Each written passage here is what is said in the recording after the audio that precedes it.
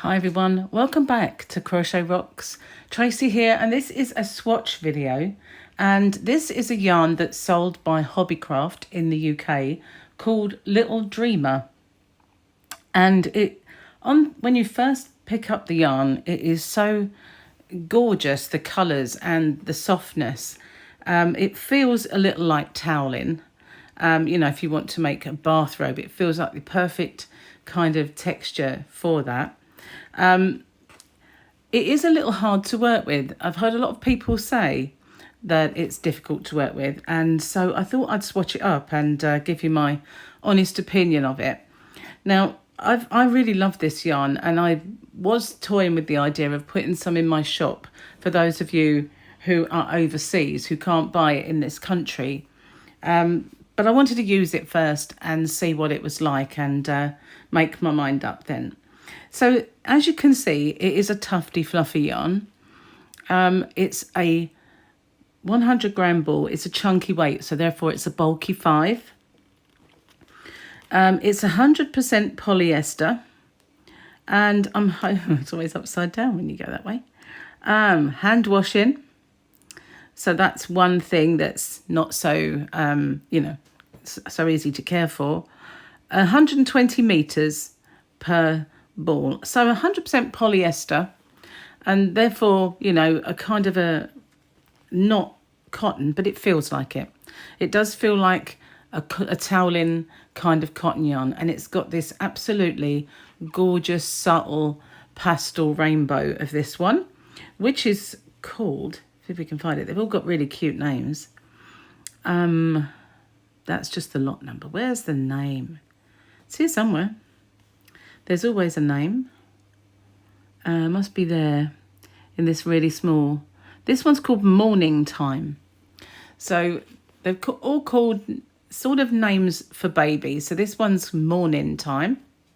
And then we've got this one that is kind of blues, greens and yellow with little bits of kind of light grey and all kind of yummy colours. And this one is called, where are we? Bath Time. Now, I don't have all of them. I have 3 colours, and this one is called Bedtime. And although they're both kind of pastel rainbow, as you can see, this one's much lighter, got more subtle colours. The pink is almost peachy, whereas you've got lots of more vibrant colours in this one. But they all the tufty bits seem to have a white edge, which gives it a kind of a frosting. Really, really pretty. So I'll put them aside for now. Now you know what we're dealing with. And they were a little challenging. Sorry, I'm a bit croaky today. I don't know if you've noticed. Before I go on, I've forgotten to say, if you haven't already, don't forget to hit the subscribe button and the notification bell. So the first one I tried was this. And I wanted to do a few different kind of stitches. It's upside down. There we go. So I started off with kind of a moss stitch because I figured it's easier to see the stitch work if you're dealing with a moss stitch. The first foundation row where you're going into your chain is the hardest one. But if you're kind of even with the size of your chain, it becomes easier. You can see that and you can feel the stitch. There's one there, there's one there, there's one there. But that is the kind of most difficult row. So from there, I just went to do a half treble, which is a half double in the US. That's this part here. So that kind of gives you an idea of how that works up with a kind of a small stitch. I didn't go for a double crochet UK, which is a single in the US. I didn't bother with that because we'd already done moss. And then the top part here is a UK treble, which is a US double crochet. So I think out of all of them, I kind of prefer these two. I'm not really keen on the moss stitch, where it usually looks fantastic on just about everything. But for this one, not so much. Now this one gives you, the half treble, half double, gives you a really nice close stitch and a really fluffy kind of nap. Whereas this one, you do see that there are holes, but they are quite closed in. Now for these swatches, I used a 6.5mm crochet hook. And I found that was about right. The tension and everything else seems perfect for that. So I will say, I'm going to show you if I can kind of illustrate. Nearly knocked the other colours off. I can't do that. Okay, I'm going to try and illustrate what I mean about the way this yarn kind of works up and feels on the hook. Put my hook in and tighten this off. So I don't know if you could hear that. It kind of has this, once I've got it to a certain size, you don't really want to. Right, okay, so there's my chain. So for this, you can see where your stitches should go. No problem. You can see the stitches. It is difficult, but you can just about see the dent. So, and you know that they're that far apart. So the next one is around here.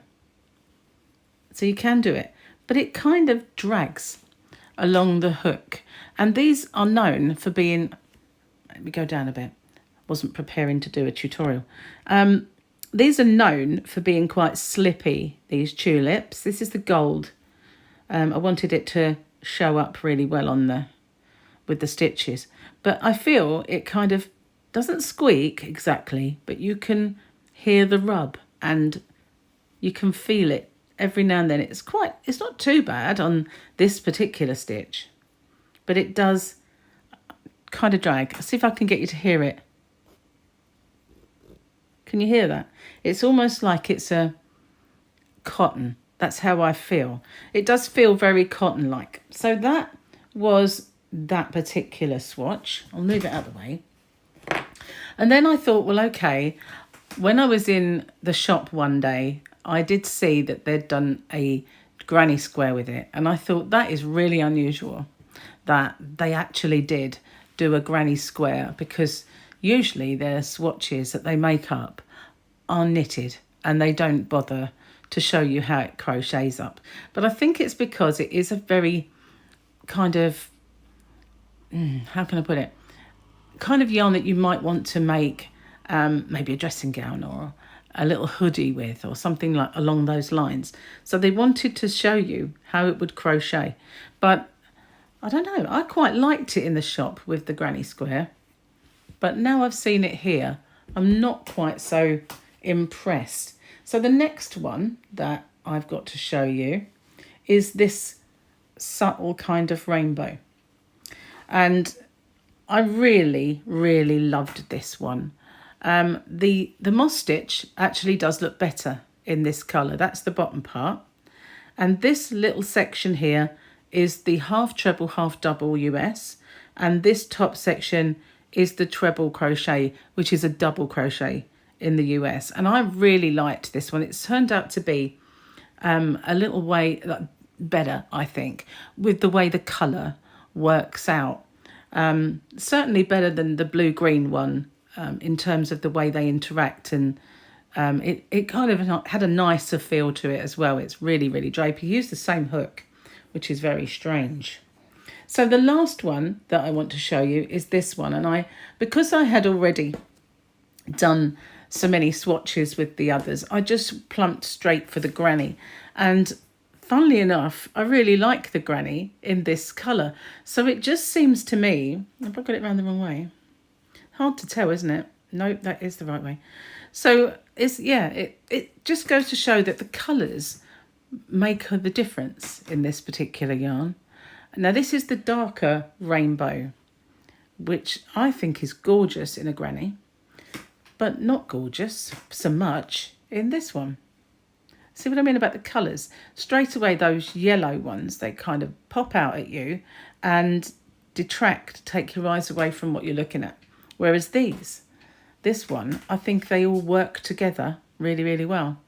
So I guess you have to be a little discerning with what you're going to make and the stitch you're going to use. But they all look nice with the half treble, which is half double obviously in the US, and the treble crochet, which is a double crochet in the US. They all look really nice with this stitch.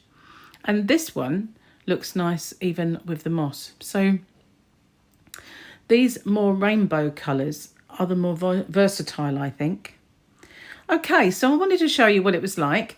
Now I'm going to, where's that piece that I did? Was it on this one? I'm going to show you what it's like to frog. Because I know that with yarns like this, a lot of people criticise the fact it's hard to frog. Well, easy to frog, which is a blessing if you're using yarn that you're not familiar with or that's difficult to use. Wasn't hard at all, never got caught, not once. Incidentally, should it get caught, if you pull it upwards like this and pull that up and that up, it usually releases it. Just saying. But yeah, no problem at all with the frogging, but you can hear the noise. Okay, I'm hoping you can hear it.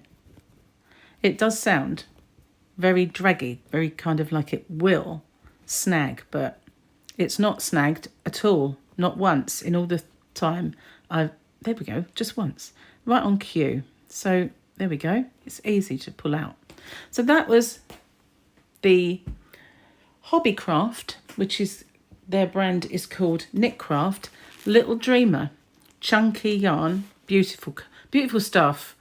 But I will say, if you don't like yarn that is a little challenging to work with, you won't like it. But I found it okay. It wasn't too bad. I think you've got to pick your project more than anything. Some things are going to work out so much better than others.